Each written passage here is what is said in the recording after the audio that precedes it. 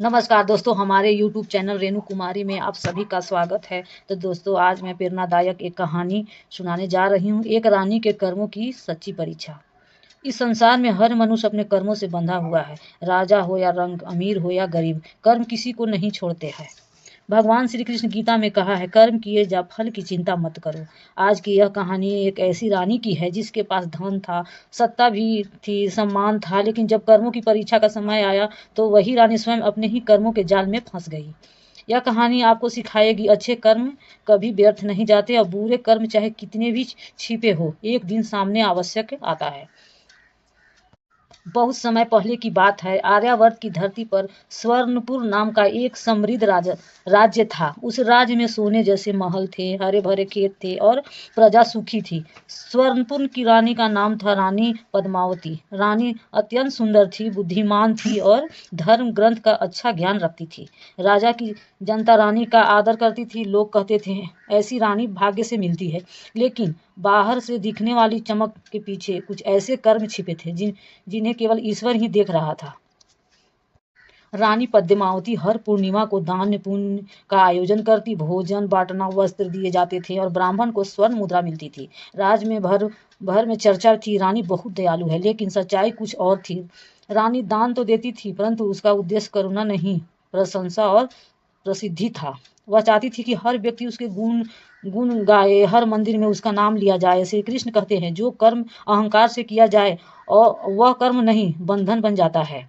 एक दिन राज्य में एक वृद्ध साधु आया। उसके चेहरे पर अद्भुत शांति थी और आंखों में गहरा ज्ञान। साधु महल पहुंचा और बोला, रानी, मैं भिक्षा नहीं, केवल आपके कर्मों का सत्य जानना चाहता हूँ। रानी मुस्कुराई और बोली, मेरे कर्म तो पूरे राज्य को ज्ञात है। साधु ने शांत स्वर में कहा, कर्म वही नहीं होते जो दिखाई देते हैं, कर्म वो भी होते हैं जो छिपकर किए जाते हैं। रानी को यह बात चुभ गई। साधु ने पूछा, रानी, क्या आपको वह किसान याद है जिसकी जमीन महल के विस्तार के लिए छीनी गई थी? रानी चुप हो गई। वह किसान वर्षों से उसी जमीन पर खेती करता था, लेकिन रानी के आदेश से उसे थोड़े से धन के बदले हटा दिया गया। रानी ने सोचा था, एक गरीब किसान ही तो है, लेकिन कृष्ण कहते हैं, अन्याय छोटा हो या बड़ा, कर्म उसका हिसाब रखता है। एक बार एक विद्वान ने रानी की गीता का उपदेश दिया था। उसने कहा, रानी, सत्ता क्षणभंगुर है। रानी को यह बात अपमानजनक लगी। उसने विद्वान को राज्य से निकाल दिया। यह अहंकार का कर्म था। महल में एक दासी पर झूठा आरोप लगाया गया। रानी जानती थी कि दासी निर्दोष है, लेकिन उसने मौन साध लिया, क्योंकि सच बोलने से महल की प्रतिष्ठा पर आंच आती। कृष्ण कहते हैं, अधर्म को देखकर भी जो चुप रहता है वह भी अधर्मी बन जाता है। साधु ने कहा, रानी, ये 3 कर्म आपके भाग्य में बीज की तरह बोए जा चुके हैं। रानी की क्रोधित होकर कहा, मेरे इतने दान पुण्य क्या व्यर्थ है? साधु बोले, पुण्य अहंकार से किया गया और पाप स्वार्थ से, दोनों का फल अलग अलग मिलता है। इतना कहकर साधु चला गया। कुछ वर्षों बाद राज्य में अकाल पड़ा, फसलों सूख गई, खजाना खाली होने लगी, प्रजा दुखी होने लगे। राजा बीमार पड़ गए और राज की पूरी जिम्मेदारी रानी पर आ गई। लेकिन वही प्रजा जो कभी रानी की प्रशंसा करती थी, अब प्रश्न करने लगी। एक दिन दरबार में वही किसान आया जिसकी जमीन छीनी गई थी। अब वह एक फसल व्यापारी बन चुका था। उसने राज्य को अनाज देने से मना कर दिया। उसने कहा, जब मेरे साथ अन्याय हुआ तब राज्य में मेरी नहीं सुनी, अब मैं क्या सुनूं? रानी को पहली बार अपने कर्मों की चोट महसूस हुई। रानी सहायता मांगने उसी विद्वान के पास गई जिससे उसने अपमानित किया था। विद्वान ने कहा, रानी, ज्ञान का अपमान सबसे भारी कर्म होता है।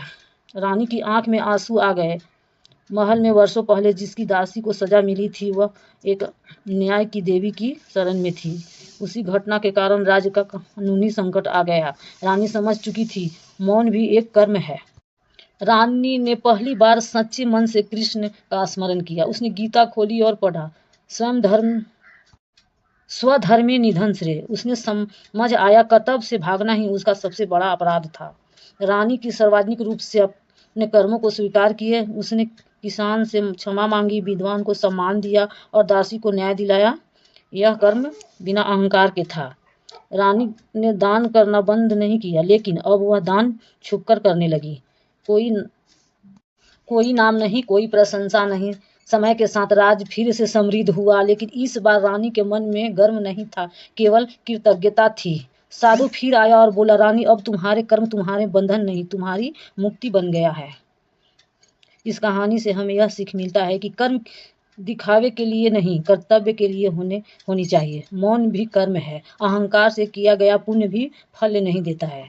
हमें श्री कृष्ण का मार्ग हमें यह सिखाता है कि सही कर्म से, सही भाव से। यदि यह कहानी आपको अच्छा लगे तो लाइक सब्सक्राइब कीजिए। धन्यवाद।